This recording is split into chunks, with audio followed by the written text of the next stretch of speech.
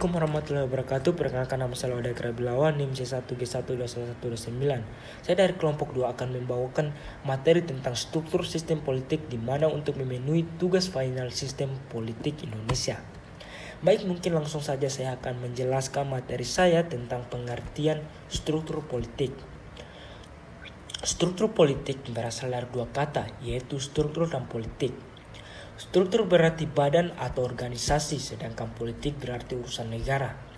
Secara etimologis, struktur politik berarti badan atau organisasi yang berkenan dengan urusan negara. Menurut Almond dan Powell Jr., struktur politik dapat dibedakan ke dalam sistem, proses, dan aspek-aspek kebijakan. Struktur sistem merujuk pada organisasi dan institusi yang memiliki atau mengubah struktur politik, dan secara khusus struktur menampilkan fungsi-fungsi sebagai berikut. 1. Fungsi-fungsi sosialisasi politik. Yang kedua, rekrutmen politik melibatkan proses perekrutan pemimpin-pemimpin politik melalui partai-partai politik. Fungsi suprastruktur dan infrastruktur politik. Fungsi suprastruktur politik. Fungsi struktur lembaga ini menurut Gabriel meliputi 1. Rulemaking, membuat undang-undang. Fungsi ini dilaksanakan oleh lembaga badan legislatif yang meliputi DPR, DPRD 1, DPRD 2, dan DPD. DPD sebagai lembaga yang mewakili aspirasi ini merupakan badan baru yang dibentuk supremasi yang fungsinya berkaitan dengan kegiatan seperti pembuatan RUU tentang keseimbangan keuangan pusat dan daerah, tingkat provinsi ataupun kabupaten dan kota. Rule application, melaksanakan undang-undang. Fungsi ini adalah fungsi peraturan perundangan yang telah dibuat badan eksekutif pemerintah pusat sampai ke pemerintah. Yang ketiga, rule education, mengadili pelaksanaan badan yang memiliki fungsi. Yang ketiga, peradilan meliputi Mahkamah Konstitusi dan Komisi Yudisial, serta badan sampai ke daerah seperti PN dan PT. Kedua, fungsi infrastruktur politik. 1. Pendidikan politik agar rakyat bermaksimal dalam sistem politiknya.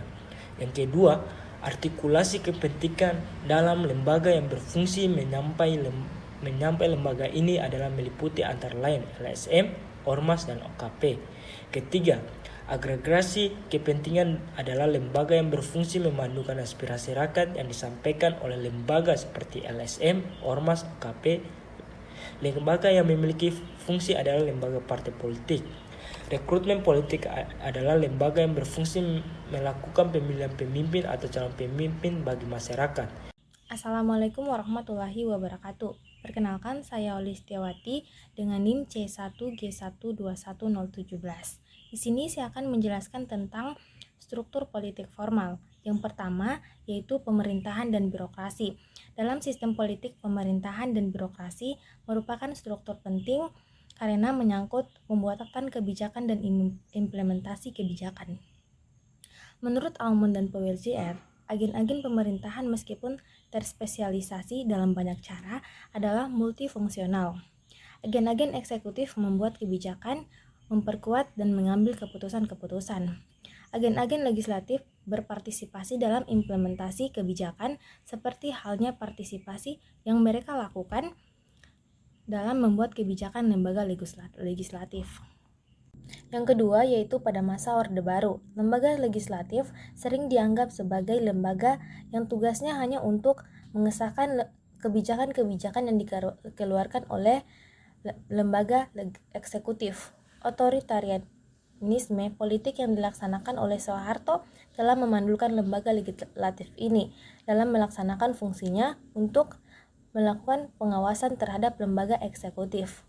Sementara itu, kuatnya hegemoni partai pemerintah Golkar dalam sistem politik Indonesia membuat lembaga perwakilan rakyat yang harusnya melakukan pengawasan terhadap pemerintah ini menjadi mandul. Yang ketiga yaitu lembaga peradilan.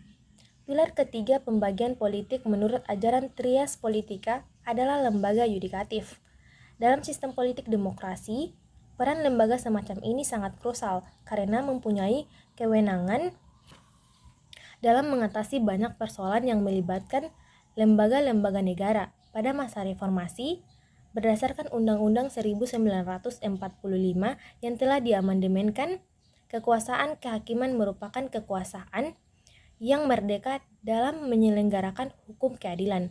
Pasal 24 ayat 1, kemudian ayat 2 menegaskan bahwa kekuasaan kehakiman dilakukan oleh Mahkamah Agung dan badan-badan peradilan yang berada di bawahnya dalam lingkungan peradilan umum, lingkungan peradilan agama, lingkungan peradilan militer, lingkungan peradilan tata usaha negara, dan oleh sebuah mahkamah konstitusi. Baik, mungkin itu saja yang bisa saya jelaskan tentang struktur politik formal. Dari saya, sekian dan terima kasih. Assalamualaikum warahmatullahi wabarakatuh. Perkenalkan, nama saya Lodeo Makiran, NIM C1G12161. Baik, saya akan melanjutkan materi dari teman saya tadi. Langsung saja menjelaskan materi saya tentang sistem politik formal. Dalam sistem politik, struktur dibedakan atas dua kekuasaan, eksekutif, legislatif, dan yudikatif. Ini menurut ajaran Teras Politika, meskipun tidak banyak negara menerapkan ajaran ini secara murni. Dalam perkembangannya, negara-negara demokrasi modern cenderung menggunakan atas pembagian kekuasaan dibandingkan dengan menggunakan asas pemisahan kekuasaan murni. Kekuasaan negara dibagi menjadi tiga, yaitu legislatif, kekuasaan legislatif, dan kekuasaan federatif. Masing-masing kekuasaan ini terpisah satu dengan yang lain. Kekuasaan legislatif merupakan kekuasaan membuat peraturan dan undang-undang. Kekuasaan melaksanakan undang-undang termasuk di dalamnya kekuasaan mengadili. Undang-Undang Dasar 1945 sebagai dasar konstitusi negara tidak menyebutkan secara eksplisit bahwa kekuasaan negara disusun atas ajaran Teras Politika. Namun apabila dilihat secara sesama, ajaran Teras Politika ini menjadi dasar bagi pembagian. Adanya checks and balances di antara penyelenggaraan negara ini dimanifestasikan dalam wujud satu, pembuatan undang-undang yang memerlukan persetujuan DPR, DPD, dan Presiden yang masing-masing mempunyai kewenangan veto. 2. Pengawasan dan implemen oleh lembaga-lembaga legislatif terhadap Presiden. 3. Judicial review oleh Mahkamah Konstitusi terhadap undang-undang dan produk di bawahnya. 4. Daerah otonom yang dapat mengajukan gugatan terhadap putusan pusat. 5. Pengangkatan menteri yang memerlukan pertimbangan DPR. 1. Pemerintahan dan birokrasi. Dalam sistem politik, pemerintahan dan birokrasi merupakan struktur politik penting karena menyangkut pembuatan kebijakan dan implementasi kebijakan menurut Arnold dan Power Agen. Agen pemerintahan meskipun terspesialisasi dalam banyak cara adalah multifunksional. Agen-agen eksekutif membuat kebijakan, memperkuat dan mengambil keputusan-keputusan. Agen-agen legislatif berpartisipasi dalam implementasi kebijakan seperti halnya partisipasi, yaitu mereka lakukan dalam membuat kebijakan. 2. Lembaga legislatif. Pada masa Orde Baru, lembaga legislatif sering dianggap sebagai lembaga yang tugasnya hanya mengesahkan kebijakan-kebijakan yang dikeluarkan oleh lembaga eksekutif. Otoritarisme politik yang dilaksanakan oleh Soeharto telah memajukan lembaga legislatif ini dalam melaksanakan fungsinya untuk melakukan pengawasan, check and balances terhadap lembaga eksekutif. 3. Lembaga peradilan. Pilar ketiga pembagian politik menurut ajaran Teras Politika adalah lembaga yudikatif. Dalam sistem politik demokrasi, peran lembaga semacam ini sangat berasa karena mempunyai kewenangan dan mengatasi banyak persoalan yang melibatkan lembaga-lembaga negara pada masa reformasi berdasarkan UUD 1945 yang telah diamandemen. Kekuasaan hakiman merupakan kekuasaan yang merdeka dalam menyelenggarkan keadilan guna menegakkan hukum keadilan. Pasal 24 ayat 1, kemudian ayat 2 menegakkan bahwa kekuasaan kehakiman dilakukan oleh Mahkamah Agung. Mungkin itu saja. penjelasan yang saya. Mohon maaf bila ada kesalahan tentang penjelasan saja.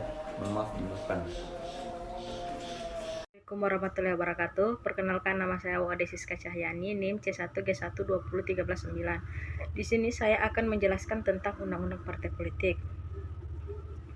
Peran fungsi partai politik telah diatur oleh undang-undang tersendiri, yaitu Undang-Undang Nomor 2 Tahun 2011 yang merupakan perubahan dari Undang-Undang Nomor 2 Tahun 2008 tentang partai politik. Dengan persetujuan bersama, DPR RI dan Presiden telah menentukan Undang-Undang tentang perubahan atas Undang-Undang Nomor 2 Tahun 2008 tentang partai politik, yaitu Pasal 1, beberapa ketentuan Undang-Undang Nomor 2 Tahun 2008 Partai Politik, Lembaran 1 Negara Republik Indonesia tahun 2008 Nomor 2, tambahan Lembaran Negara Republik Indonesia Nomor 4801 diubah sebagai berikut. Pertama, ketentuan Pasal 1. Kedua, ketentuan Pasal 2 ayat 1 dan ayat 5 diubah, di antara ayat 1 dan ayat 2 disisipkan 2 ayat, yaitu ayat 1A dan ayat 1B, serta ayat 4 ditambahkan 4 huruf, yaitu G, H, I, dan M. Ketiga, ketentuan Pasal 3 ayat 1 dan ayat 2 huruf C, D, dan E diubah. Keempat, ketentuan Pasal 4 ayat 1 diubah. Kelima, ketentuan Pasal 5 diubah. Keenam, ketentuan Pasal 16 ayat 2 diubah. Ketujuh, di antara ayat 3 dan 4 Pasal 19 disisipkan 1 ayat, yaitu ayat 3A. Kedelapan, ketentuan Pasal 23 ayat 2 diubah. Kesembilan, ketentuan Pasal 29 ayat 1 huruf C dan huruf D serta ayat 2 diubah, dan di antara ayat 1 dan ayat 2 disisipkan 1 ayat, yaitu ayat 1A. Kesepuluh, ketentuan Pasal 32 diubah. Ke-11, ketentuan Pasal 33 ayat 1 diubah. Ke-12, di antara ayat 3 dan ayat 4 Pasal 34 disisipkan 2 ayat, yaitu ayat 3A dan 3B, serta ayat 4 dirubah. Ke-13, di antara Pasal 34 dan Pasal 35 disisipkan 1 pasal. Ke-14, ketentuan Pasal 35 ayat 1C diubah. Ke-15, ketentuan Pasal 39 diubah. Ke-16, ketentuan Pasal 45 diubah. Adapun landasan konstitusional tahun 2011 tentang partai politik terdapat dalam Pasal 28 Undang-Undang Dasar Negara Republik Indonesia tahun 1945 yang menyatakan kemerdekaan berserikat dan berkumpul, mengeluarkan pikiran dengan lisan, tulisan, dan sebagaimana ditetapkan dengan undang-undang. Berdasarkan undang-undang tersebut, wujud dari kemerdekaan berserikat adalah terbentuknya partai politik, dan pengaturan selanjutnya ditetapkan oleh undang-undang. Setelah amandemen ketiga Undang-Undang Dasar Negara Republik Indonesia tahun 1945 pada tahun 2002, telah diundangkan Undang-Undang Nomor 31 Tahun 2002 dengan partai politik untuk menggantikan Undang-Undang Nomor 2 Tahun 1999 tentang partai politik yang dipandang sudah tidak sesuai dengan perkembangan masyarakat dan perubahan ketatanegaraan, serta pelaksanaan ketetapan MPR nomor 10/MPR/2001 dengan ketetapan MPR ke-4/MPR/2002. Dalam perkembangan selanjutnya, Undang-Undang Nomor 31 Tahun 2002 tentang partai politik dipandang perlu oleh pembentuk undang-undang untuk diperbaharui dengan tuntunan dan dinamika masyarakat. Pada tanggal 4 Januari 2008, diundangkan Undang-Undang Nomor 2 Tahun 2008 tentang partai politik yang kemudian diubah kembali dengan Undang-Undang Nomor 2 Tahun 2011 tentang partai politik pada tanggal 15 Januari 2011 dengan Lembaran Negara Republik Indonesia Nomor 8. Ketentuan dalam Undang-Undang Partai Politik yang baru terdapat beberapa perubahan yang bertujuan untuk melakukan perbaikan dan perpolitikan di negara Republik Indonesia. Perubahan dalam Undang-Undang Partai Politik tersebut masih bersifat material atau substansi. Dalam Undang-Undang Partai Politik tersebut bersifat pada tahapan penegasan perubahan paradigma pelaksanaan fungsi partai politik. Setelah merdeka, Indonesia menganut sistem multipartai sehingga terbentuk banyak partai politik, yaitu 172 partai politik yang mengikuti pemilu tahun 1955, tetapi hanya 4 partai terbesar, yaitu PNI, Masyumi, Nahdlatul Ulama, dan PKI yang meraih suara dalam jumlah besar. Memasuki Orde Baru 1965 sampai 1998, partai politik di Indonesia berjumlah 3 partai, yaitu Partai Persatuan Pembangunan, Golongan Karya, dan Partai Demokrasi Indonesia. Adapun partai politik yang terdapat dalam reformasi 1999, yaitu Partai Indonesia Baru, pasal demi pasal. Yang dimaksud dengan nama, lambang, dan tanda gambar partai politik lain adalah memiliki kemiripan yang menonjol dan menimbulkan kesan adanya persamaan baik mengenai bentuk, cara penempatan, cara penulisan, maupun kombinasi antara unsur-unsur yang terdapat dalam nama, lambang, dan tanda gambar partai politik lain. Huruf C, kota atau kabupaten administratif di daerah khusus Ibu Kota Jakarta kedudukannya setara dengan kota kabupaten provinsi lain. Landasan konstitusional ekstensi partai politik di Indonesia setelah amandemen terdapat dalam pasal 6A ayat 2 dan pasal 22E ayat 3 Undang-Undang Negara Republik Indonesia yang menyatakan pasal 6A ayat 2 pasangan calon presiden wakil presiden diusulkan oleh partai politik dan gabungan partai politik peserta pemilihan umum sebelum pelaksanaan pemilihan umum. Pasal 22E ayat 3 peserta pemilihan umum untuk memilih anggota Dewan Perwakilan Rakyat dan Dewan Perwakilan Rakyat Daerah dalam partai politik. Huruf D, yang dimaksud dengan kantor tetap adalah kantor yang layak milik sendiri, sewa, pinjam, serta mempunyai alamat tetap. Pasal 4 ayat 1 penelitian dan atau verifikasi partai politik dilakukan secara administratif dan periodik oleh kementerian bekerja sama dengan instansi terkait. Pasal 32 ayat 1 yang dimaksud dengan perselisihan partai politik meliputi antara lain perselisihan yang berkenan dengan kepengurusan, pelanggaran terhadap hak anggota partai politik, pemecatan tanpa alasan yang jelas, penyalahgunaan kewenangan, pertanggungjawaban keuangan, dan atau keberatan terhadap keputusan partai politik. Assalamualaikum warahmatullahi wabarakatuh. Perkenalkan, nama saya Sanji Milan, NIM C1G1211041. Di sini saya akan menjelaskan tentang pendekatan sistem politik. Pendekatan sistem politik merupakan mekanisme seperangkat fungsi atau peranan dalam struktur politik yang menunjukkan proses yang langgeng. Proses ini juga mengandung dimensi waktu atau masa lampau, masa kini, dan masa mendatang. Dari sudut ini terlihat bahwa sistem politik merupakan bagian sistem yang lebih besar, yaitu sistem sosial. Pendekatan sistem politik juga memiliki beberapa bagian.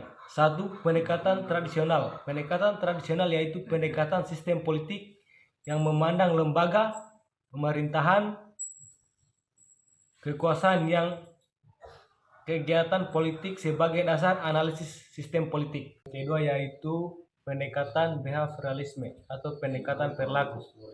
Pendekatan ini sangat dipengaruhi oleh sistem analisis behavioralisme atau sistem analisis perilaku. Ketiga, pendekatan pasca perilaku. Pendekatan ini adalah pendekatan yang memiliki anggapan bahwa manusia adalah makhluk yang kreatif. Baik, Assalamualaikum warahmatullahi wabarakatuh. Perkenalkan, nama saya Muhammad Soldi, NIM C1G1211079. Baik, saya akan menjelaskan materi bagian F, kapabilitas sistem politik. Suatu sistem politik harus selalu mempunyai kapasitas dalam menghadapi kenyataan dan tantangan terhadapnya. Macam-macam kapabilitas sistem politik. Yang pertama, kapabilitas ekstraktif, yaitu kemampuan sistem politik untuk melakukan eksplorasi potensi yang ada pada sumber daya alam dan sumber daya manusia. Bagian 2, kapabilitas distributif, yaitu kapabilitas sistem politik dalam mengelola dan mendistribusikan sumber daya alam dan sumber daya manusia, beberapa barang, jasa, kesempatan kerja, bahkan kehormatan dapat diberi predikat sebagai prestasi. Bagian 3, Kapabilitas regulatif yaitu kapabilitas sistem politik untuk menyusun peraturan perundangan, mengawasi, mengatur, dan mengendalikan. Regulatif adalah kemampuan pemerintah untuk membuat aturan-aturan yang dapat mengontrol dan mengendalikan perilaku individu atau kelompok agar sesuai dengan peraturan perundang-undangan yang berlaku. Bagian 4, kapabilitas simbolik, yaitu kemampuan untuk membangun pencitraan terhadap kepala negara atau juga rasa bangga terhadap negaranya. Bagian 5, kapabilitas responsif, yaitu kemampuan daya tanggap yang diciptakan oleh pemerintah terhadap tuntunan atau tekanan.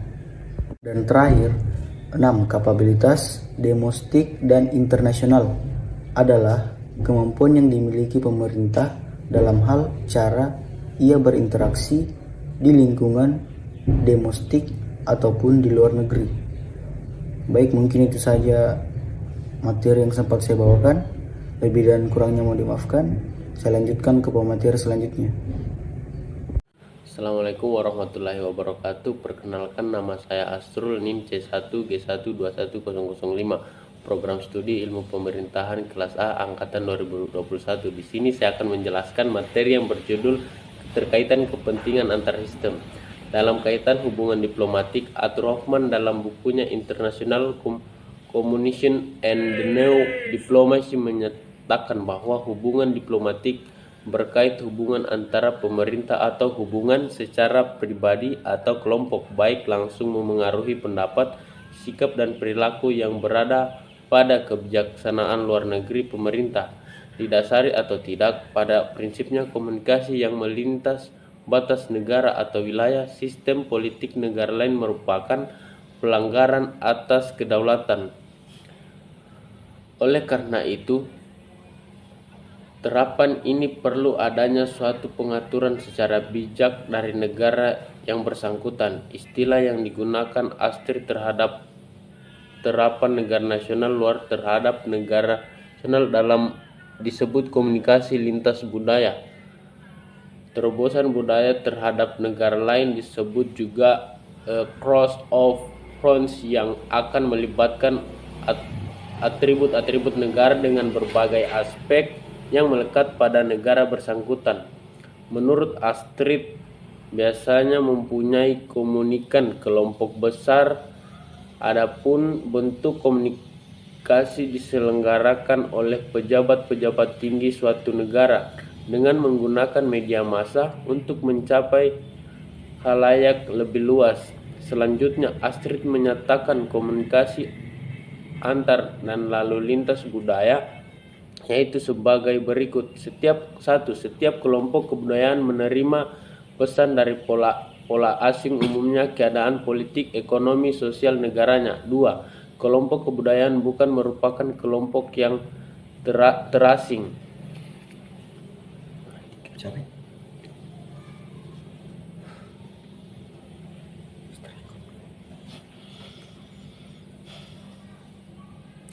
Tiga, dalam proses komunikasi, semua berita yang disajikan, diserikan, dan disaring oleh pembanding informasi.